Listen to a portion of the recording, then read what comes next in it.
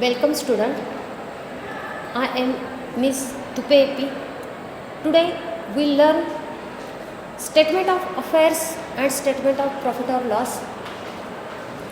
In previous lecture we discussed in single entry system, introduction of single entry system, meaning of single entry system, definition of single entry system. After that, why single entry systems are maintained, sole trader or small businessman, difference between single entry system and double entry system. मागच्या लेक्चरला आपण single entry सिस्टीमची प्रस्तावना, अर्थ, definition, व्याख्या इत्यादी घटक पाहिलेले आहेत. त्याचप्रमाणे आपण सिंगल एंट्री सिस्टीम का मेंटेन केली जाते किंवा जे लहान व्यावसायिक आहेत ते सिंगल एंट्री सिस्टीम का मेंटेन करतात ते पाहिलेलं आहे. त्याचबरोबर आपण सिंगल एंट्री सिस्टीम आणि डबल एंट्री बुककीपिंग सिस्टीम यातील फरकसुद्धा अभ्यासलेला आहे. या लेक्चरमध्ये आपण सिंगल एंट्री सिस्टीममध्ये प्रॉफिट किंवा लॉस ठरवताना कोणते कोणते स्टेटमेंट्स तयार केले जातात ते पाहणार आहोत. त्यामध्ये स्टेटमेंट ऑफ अफेअर्स आणि statement of profit or loss हे दोन स्टेटमेंट तयार केले जातात आणि ज्याचा वापर करून प्रॉफिट का लॉस झाला आहे त्या वर्षी त्या व्यवसायाला हे ठरवलं जातं. स्टेटमेंट ऑफ अफेअर्स, लास्ट लेक्चरला आपण स्टेटमेंट ऑफ अफेअर्सचा अर्थसुद्धा पाहिलेला होता. A statement of affairs is a statement of assets and liabilities.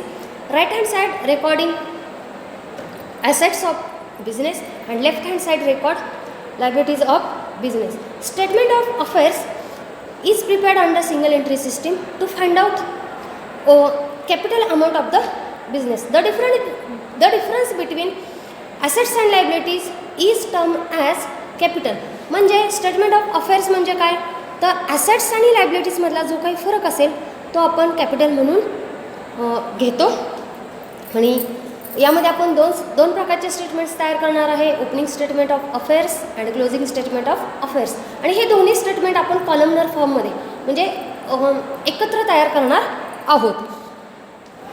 बघा, statement of affairs.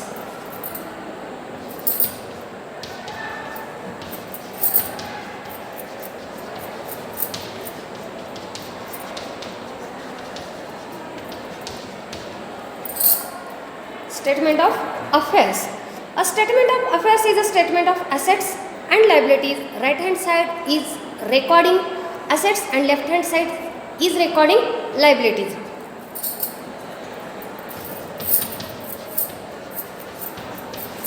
Statement of affairs is a statement of assets and liabilities.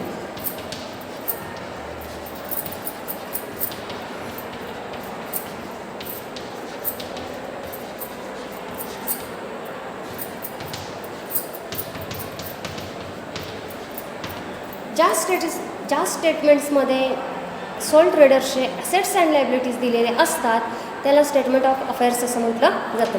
आणि ॲसेट्स म्हणून liabilities लेस केल्यानंतर जी अमाऊंट येते तिला आपण कॅपिटल असं कन्सिडर करणार आहोत. यामध्ये दोन प्रकारचे आपण स्टेटमेंट्स तयार करणार आहोत. Opening statement of affairs and closing statement of affairs.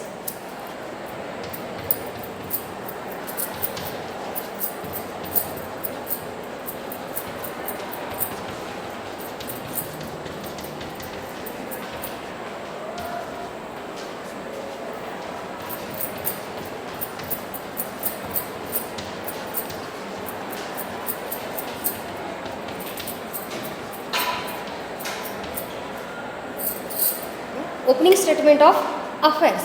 Opening statement of affairs is prepared to find out opening capital balance, opening assets and opening liabilities are shown in opening statement of affairs. The difference between opening assets and opening liabilities is treated as opening capital of the business.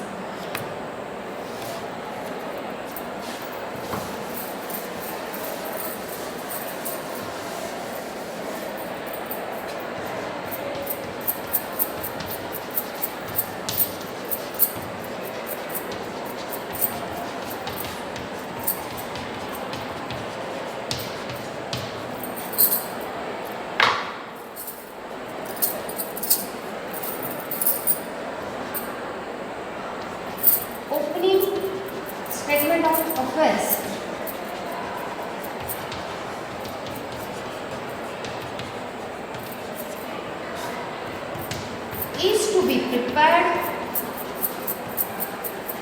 to find out opening capital.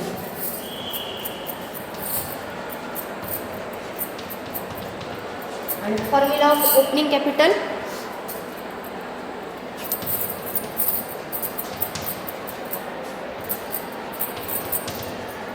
is equal to opening assets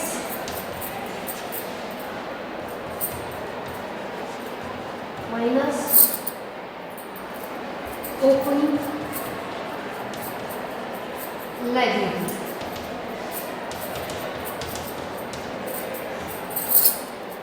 आपण single entry सिस्टीममध्ये soul ट्रेडरला profit झाला आहे का loss झाला आहे हे पाहण्यासाठी आपण एकूण 3 स्टेटमेंट्स तयार करणार आहे. Opening statement of affairs, closing statement of affairs and statement of profit or loss. हे 3 स्टेटमेंट्स आपण तयार करणार आहोत. त्यातील पहिला आपण बघतो ओपनिंग स्टेटमेंट ऑफ अफेअर्स. त्याचा अर्थ बघितला आपण. Opening statement of affairs is to be prepared to find out opening capital. Opening statement of affairs का तयार केलं जातं तर त्या व्यवसायाचं ओपनिंग कॅपिटल शोधून काढण्यासाठी तयार केलं जातं. आणि त्याचा आपण फॉर्म्युला इथे लिहून घेतलेला आहे. Opening capital is equal to opening assets minus opening liabilities.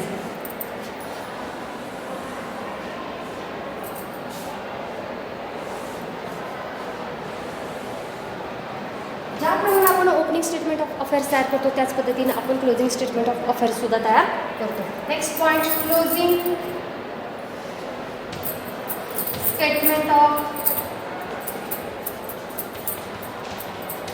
Affairs.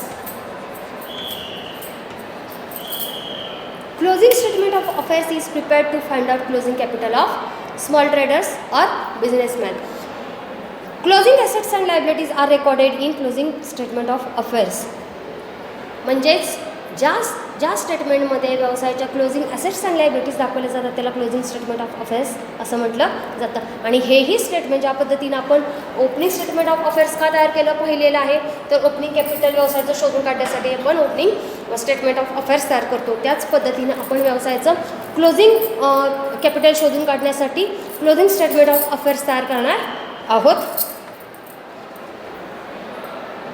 Closing statement of affairs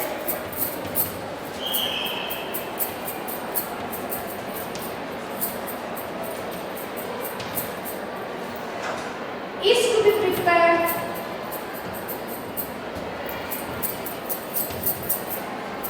to find out closing capital. म्हणजे ज्या पद्धतीनं ओपनिंग कॅपिटल शोधून काढण्यासाठी ओपनिंग स्टेटमेंट ऑफ अफेअर्स तयार केलं जातं त्याच पद्धतीनं क्लोजिंग कॅपिटल शोधून काढण्यासाठी क्लोजिंग स्टेटमेंट ऑफ अफेअर्स तयार केलं जातं. ह्या दोन्हीची मिनिंग आपण पाहिलेले आहेत. ज्याप्रमाणे आपण ओपनिंग कॅपिटलचा फॉर्म्युला पाहिलेला आहे त्याच पद्धतीनं आपण क्लोजिंग कॅपिटलचा पण फॉर्म्युला पाहणार आहोत. Closing capital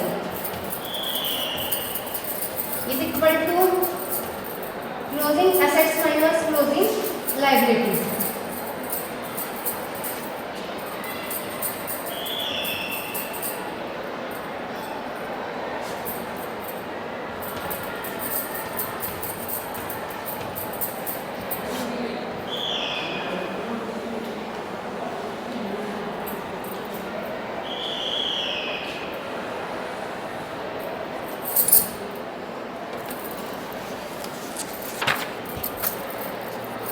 next point is format of statement of affairs. यानंतर आपण स्टेटमेंट ऑफ अफेअर्सचा फॉर्मॅट पाहणार आहोत.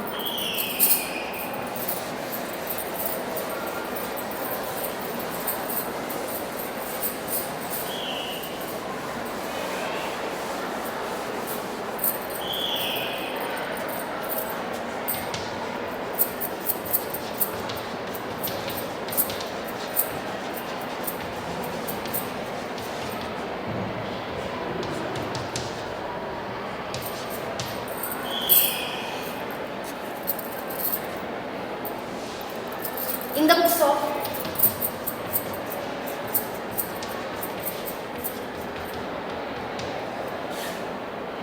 statement of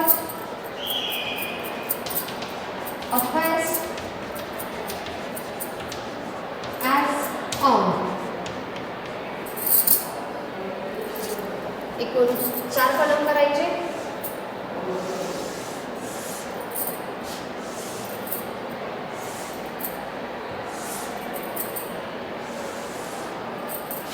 liabilities amount rupees, assets amount rupees.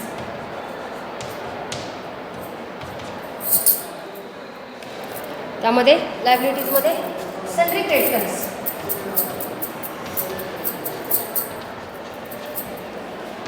Bills payable,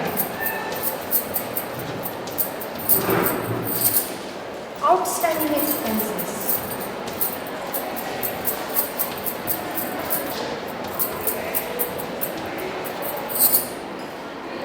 bank overdraft and bank loan.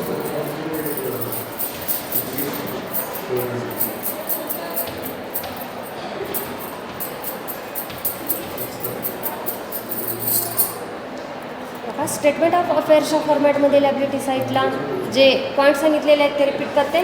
Sundry creditors, bills payable, outstanding expenses, bank overdraft and bank loan. Asset side, plant and machinery, furniture and fixture,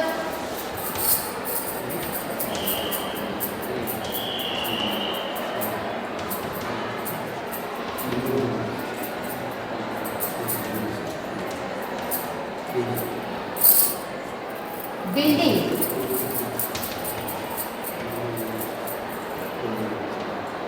investment, sundry debtors, bills receivable,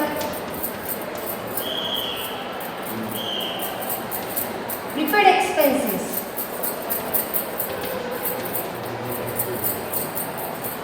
cash in hand,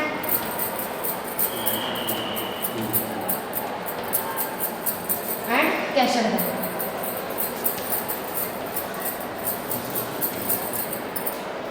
asset साईडचे points परत एकदा repeat करते. Plant and machinery, furniture and fixture, building, investment, sundry debtors, bills receivable, prepaid expenses, cash in hand and cash at bank.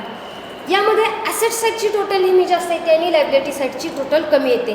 दोन्हीतला जो difference असतो तो आपण काय consider करतो, कॅपिटल म्हणून कन्सिडर करतो, जे आपण या अगोदर ओपनिंग स्टेटमेंट ऑफ अफेअर्सच्या फॉर्म्युलामध्ये पाहिलेला आहे आणि क्लोजिंग स्टेटमेंट ऑफ अफेअर्सच्या फॉर्म्युलामध्ये पाहिलेला आहे. आणि तो जो फॉर्म्युला होता त्याला आपण बॉक्ससुद्धा केलेला होता. Opening capital is equal to opening assets minus opening liabilities and closing capital is equal to closing assets minus closing liabilities. म्हणजे इथं ॲसेटची टोटल आल्यानंतर ती जास्त येते, ती टोटल दोन्ही साईडला दिली जाते. लायबिलिटी साईडची टोटल आहे ती लेस करायची, जो काही फरक येईल तो कॅपिटल बॅलन्सिंग फिगर म्हणून दाखवायची.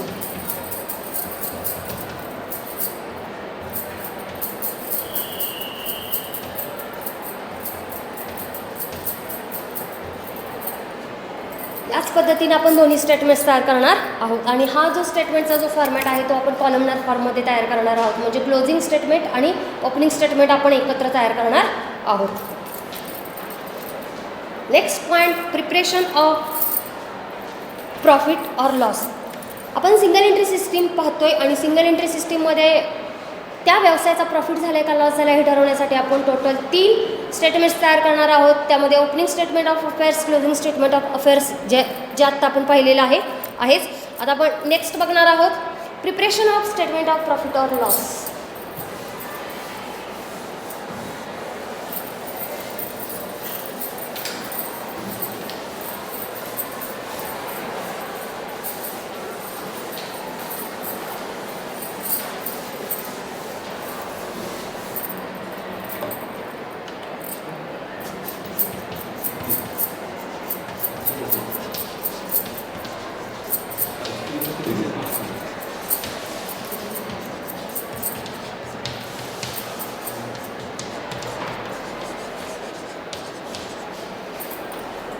Preparation of statement of profit or loss. आता इथं और का म्हटलेलं आहे कारण व्यवसायाला एकतर फायदा होतो किंवा तोटा होतो, त्यामुळे नाव देताना लिहिलेलं आहे preparation of statement of profit or loss. A statement of profit or loss is to be prepared in order to find out profit or loss made during the year. म्हणजे त्या सोल ट्रेडरला किंवा जो कोण बिझनेसमॅन असेल त्याला त्या वर्षी profit झाला का लॉस झाला आहे हे शोधून काढण्यासाठी statement of profit or loss तयार केलं जातं.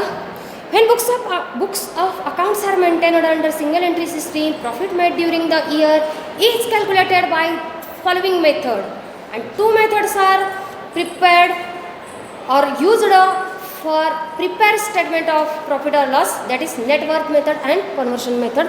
But in this syllabus only net worth method is study. म्हणजे प्रॉफिट और लॉस स्टेटमेंट तयार करण्याच्या दोन मेथड आहेत. पहिली आहे नेटवर्थ मेथड आणि दुसरी आहे कन्वर्शन मेथड. परंतु या वर्षी या सिलेबसमध्ये फक्त आपल्याला नेटवर्थ मेथड दिलेली आहे, ज्याचा आपण फॉर्मॅट पाहणार आहोत. नेटवर्थ मेथड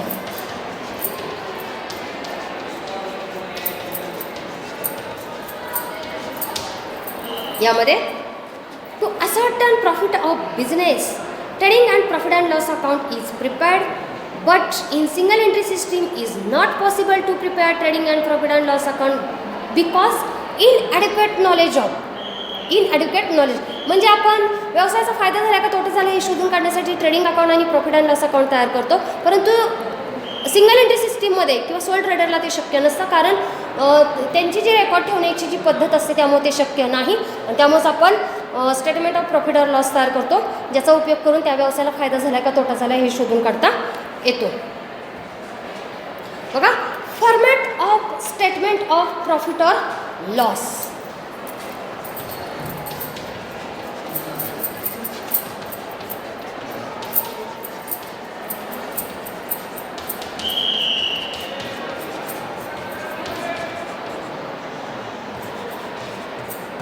ज्या पद्धतीने आपण स्टेटमेंट ऑफ अफेअर्सचा फॉर्मॅट बघितला, लायबिलिटीचा अमाऊंट रुपीज, ॲसेट्सचा अमाऊंट रुपीज, त्याच पद्धतीनं स्टेटमेंट ऑफ प्रॉफिट और लॉसचा पण आपण फॉर्मॅट पाहणार आहोत. एकूण 3 कॉलम्स इथं तयार केले जातात. Particulars, amount rupees. In the books of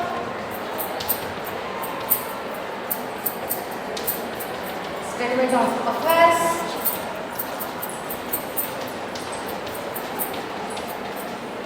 statement of profit or loss,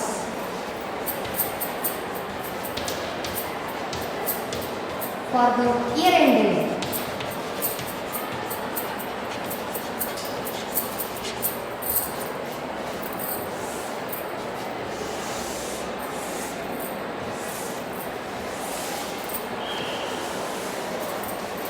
particulars, amount rupees,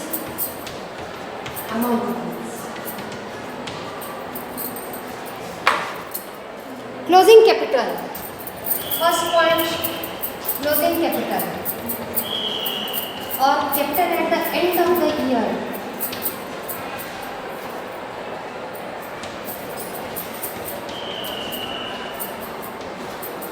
वर्षाच्या शेवटी असणारं कॅपिटल जे आपण आउटर कॉलमला दाखवणार आहे. Add drawings made during the year.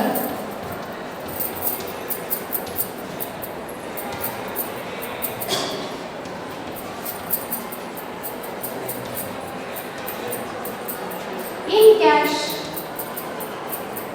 in kind.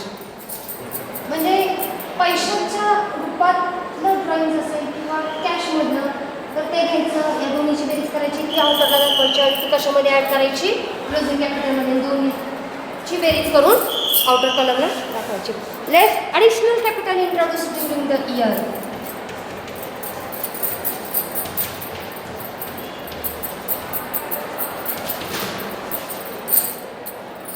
Additional capital तिची रक्कम आउटरला दाखवायची, जे येईल त्याला म्हणायचं ॲडजस्टेड क्लोजिंग कॅपिटल.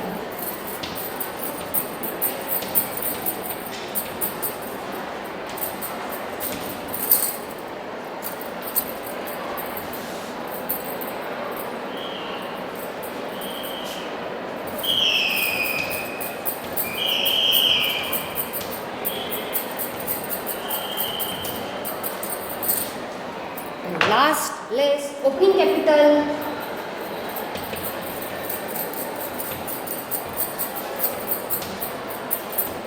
जी रक्कम आउटरला दाखवली जाते, जी काही आहे तिची बेरीज करायची आणि त्याला म्हणायचं नेट प्रॉफिट और लॉस.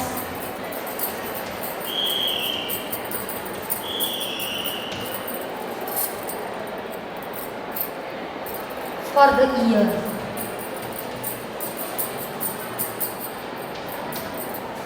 हा फॉर्मॅट मी परत एकदा रिपीट करते बघा. In the books of statement of profit or loss for the year ended 3 column particular amount is closing capital or capital at the end of the year. Outer कॉलमला amount दाखवायची. I drawings made during the year, त्या वर्षीचं drawings त्यामध्ये in cash आणि in kind त्या दोन्हीची बेरीज करायची, आउटरला दाखवायची. ती क्लोजिंग कॅपिटलमध्ये ॲड करायची, दोन्हीची बेरीज आउटरला दाखवायची. त्यामध्ये लेस ॲडिशनल कॅपिटल त्यांची वजाबाकीची करून येईल, त्याला ॲडजस्टेड क्लोजिंग कॅपिटल म्हटलं जातं. आणि after that less opening capital त्यांची जी काही वजाबाकी करून येईल त्याला net profit or net loss during the year असं म्हटलं जातं. थँक्यू. यानंतरचा पार्ट आपण नेक्स्ट लेक्चरला पाहणार आहोत.